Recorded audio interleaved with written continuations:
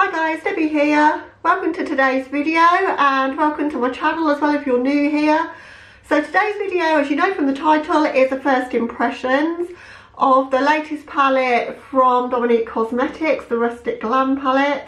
I've got all of Dominique Cosmetics palettes so far. She's had 3 others prior to this. The Latte, which is very neutral, sort of coffee cream kind of colours, and the Lemonade, which had lemon as a theme but had some pretty shimmers in it, although they were a little bit problematic, a little bit hard pressed and got a hard pan for me, but didn't put me off because the mattes are so nice. And then I got the Berries and Cream, which I absolutely love.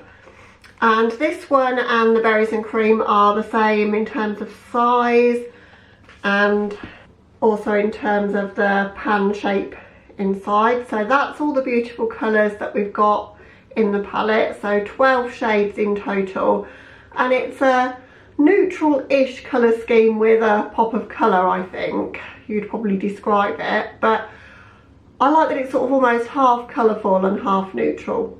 And it attracted me because obviously I know I like the matte formula in particular, but the shimmers can be good. It depends on which palette. I think the Lemonade was the only one that I had any trouble with, but these shades here really spoke to me. This green shade, which is called Cactus, that really spoke to me.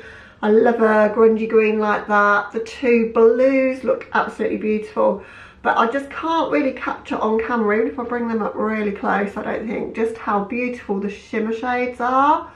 So you've got 5 shimmers in the palette and 7 mattes. I think that's a good ratio there. So the shimmer shades, you've got one that looks kind of satiny actually, which is the blue there, which is Dreamcatcher. And then those 3 shades are shimmers and that one is a shimmer. And I like that you've got some dark shimmers in the palette and some light shimmers. I think that gives you quite a lot of scope for looks that you can do with the palette. And I think the colour scheme is quite well created because you can do the neutral looks with this area here. You've got shades that will give you a bit more drama and depth to the look, but you've also got light shades. You've also got a brow bone highlight or lid setting shade should you wish to do that. I don't necessarily need those in all my palettes, but I do use them to blend out, sort of to fade the shade away sort of thing, so I do find it useful if there's one of those in the palette. So I really like the colour story of it. Probably not for everybody that's into like ultra bright colours, but for me, I like some neutral makeup and I like some colourful makeup, so I thought it would work really well in my collection. And as I say, I'm a little bit of a completionist. Once I decide I like a brand, I kind of just keep buying what they bring out. I've got most of the Juvia's Place palettes, most of the Anastasia palettes, etc. So it's a bad route to go down, but that's kind of what I do. So what I want to do today is, I'm not going to swatch the palette out because I'm just rubbish at swatches and I don't think it does it the justice that it deserves. And I think really the best way to see me be able to show shades off is to do an eye look. I'm sure you'll find swatch videos on this. There's been quite a few videos already posted on it. So if you're wanting to see that, I'm sure you'll find it. But I'm going to just scoot you in, start an eye look and put some of the shades that speak to me on my eyes so I can give you an idea of the quality and whether I think it's the same as the other palettes or whether I'm experiencing any issues, because I'm sure that's what you really want to know if you're deciding whether you're going to pick this up or not. Because if you're looking at the colour story and you like the colour story, you're kind of almost there in terms of wanting to get it. You really want to know how it performs on the eyes, I think. So I'm going to scoot you in, as I say, and we're going to get started. Okay, for this look then, what I want to take first of all is the shade Cactus as my initial crease colour. If I just show you, I've dipped in the pan there and there is some kick up in the pan, I don't know if you can see it. So you're going to need to tap your brush off if you don't want tons of fallout all over your face, which I don't think anybody wants that. But because these are quite powdery, they do blend really well. And I already love this colour because it's such a unique tone to it. It's green, but it's I don't know, like a bluey green. So I'm building up a shape where I've got a bit more focus in this area of my crease. So sort of a rounded shape there, and then tailing off towards the inner part of my eye. So sort of an exaggerated oval, I suppose you might say. Definitely tap your brush off with these. I have had some fallout there. That is a stunning colour. I'm working over an unset base, as I generally tend to do, but it's the MAC Painterly Paint Pot, which if you apply it and then leave it for a minute or two, which is what I did, it's kind of half dried down, so it's not too much of a sticky base, and I think that's the way to get the maximum pigmentation but sort of be able to still blend as well. The tones of that is so pretty. Just to help that blend, I'm going in with the shade Free Spirit, so just the bone coloured matte shade. I'm just going to take that just on the brow bone and sort of the outer corners of where I've laid down that cactus shade.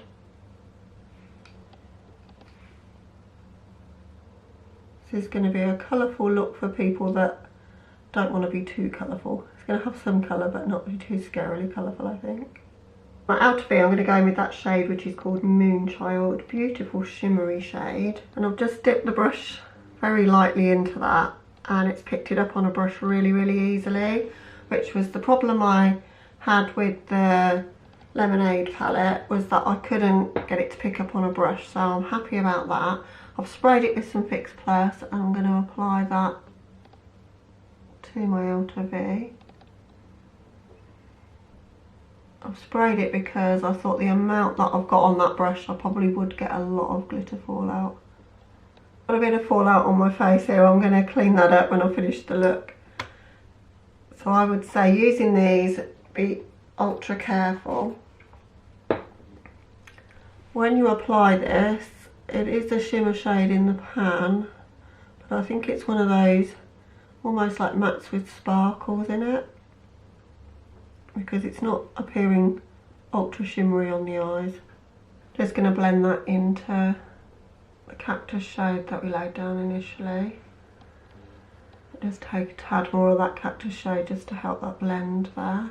It's definitely one of those mattes with sparkles rather than a shimmer, but it does look like a shimmer shade. So then I'm going in with the shade Gypsy now. So that one there. That one is more of like a traditional shimmer shade. And I'm going to pack that in the centre of my lid there.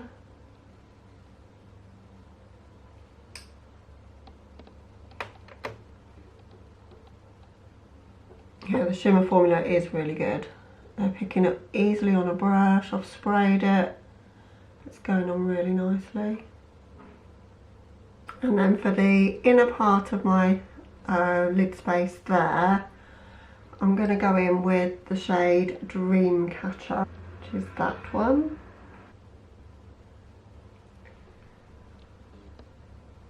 In the pan that looks like a shimmer shade, and it's one of these mattes with sparkles. Not getting too much fallout though, so that's good. And that original brush that we started with that had the cactus shade on it, I'm just going to take that just to softly blend the edges there. And then to lighten up those inner corners, I've got that blue down as a base, but I want to try that greeny metallic called Wanderlust, that one. I'm just packing that over the top of where I've laid down that blue, so that I can see the blue poking through, but that it's almost like a glittery topper shade to the blue. And then I want to have a blue lower lash line, so I'm going to go in with this pencil, which is the Jean-Michel Basquiat pencil in Vivid. I'm going to pop that in my waterline, and then I'm going to go in with the shade Evil Eye, so the blue matte in the palette.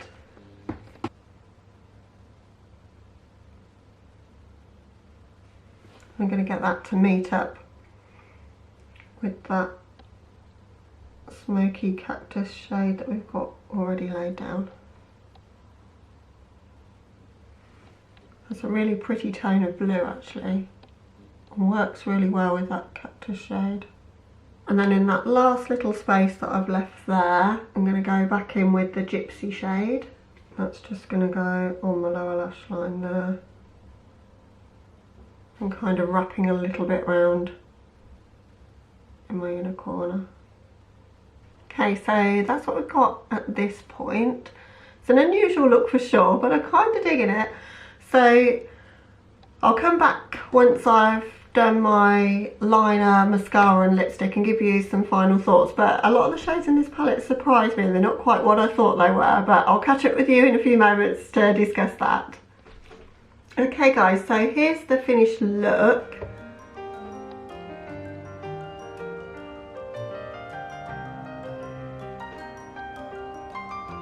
And it's an unusual one and I kind of like it, and I think I wouldn't have looked at this palette and the colours that are in it and envisioned that I would get the look that I've got from these shades, because it looks quite a pastel-y light kind of palette when you first look at it, and this is really dark and smoky, but I quite like it. So it did support, oh, the lipstick by the way. So the lipstick that I decided to pair with it is an Anastasia liquid lip. It's in the shade Grim. It's like a grey stony kind of tone to it, which I thought kind of went with the whole vibe of the look. So I don't use this one very much because it doesn't go with many looks, but I thought it went quite well with this one. So my thoughts on the palette then. When I first looked at it, I was convinced that the shade Moonchild and the shades Dreamcatcher, those two were shimmers because they look like shimmers in the pan, but they're those mattes with sparkles in, and I did wet that shade thinking it was a shimmer and it's gone on okay, and I think that did stop a lot of the fallout because it is Fallout City, and I don't think the sparkles will show up, and they very rarely do when you've got sparkles in a matte. So not my favourite in terms of that, but it is a really good deepening shade and it's worked to do that. So those two are shimmers with sparkles. The blue didn't show up nearly as intense as I was expecting, which is why I packed a shimmer over the top of it. I think a white base would help that a lot though, and if I'd have known what sort of shade it was, probably would have done that. The other shades I've used, love that shimmer Gypsy, thought that was really, really pretty. And I really enjoyed that matte as well, which is called Evil Eye. I think it's a really unusual grungy sort of tone to that blue, really pretty. The shimmer shade that I packed over the top of the Evil Eye shade, so that one, which is called Bohemian, easy to pick up on a brush, looked really, really pretty. I did spray it, but it went down really nicely. So there's no issues with picking these up on a brush. They don't seem to have got hard panned or anything like that, which is good because that's the problem that I had with the Lemonade palette. So it's nice to see that this one doesn't have that issue. Obviously I've not touched a lot of the other shades. So out of the shades in the palette then, we have, now that I understand the formulas a bit better, we have 3 that are true shimmer shades, we have 2 that are mattes with sparkles, and we have 7 mattes in the palette. So quite a good ratio of different types of formula in there. I would say for Dominique Cosmetics, the shimmers are not those sort of really super sparkly, really intense shimmers. They're more of just like a true shimmer shade or a satiny shimmer. So if you like shimmers that you can see from space that are really like glittery and impactful and like foil on the eyes, they're not that. They're more of just a traditional shimmer shade, I guess. But for what they are, I think they perform pretty well, and I love the colour story in the palette. I think I'm inspired to do a 3 looks 1 palette with this one, because I think you could make a really romantic, pretty pink eye using those. And that would look really pretty. I think you could do something more in the orangey sort of tones, so like a neutral but chestnutty sort of orangey brown eye would look really pretty. and I think I could do something that was just more exclusively blue and a lot lighter in tone than what I've achieved here. So I'm eager to play with it some more and just create some more looks with it really. So I think I will work on a 2 or maybe 3 looks one palette video. Comment down below if that would interest you, and also, are you planning to pick this palette up? Does it interest you as a palette, or even the brand? Have you tried anything from Dominique Cosmetics? I'd love to know. But that will wrap up today's video. Hope you enjoyed it. If you did, then please give it a like, and if you are new here, I'd love it if you consider subscribing before you go. But other than that, guys, I'll catch you in the next one. Bye.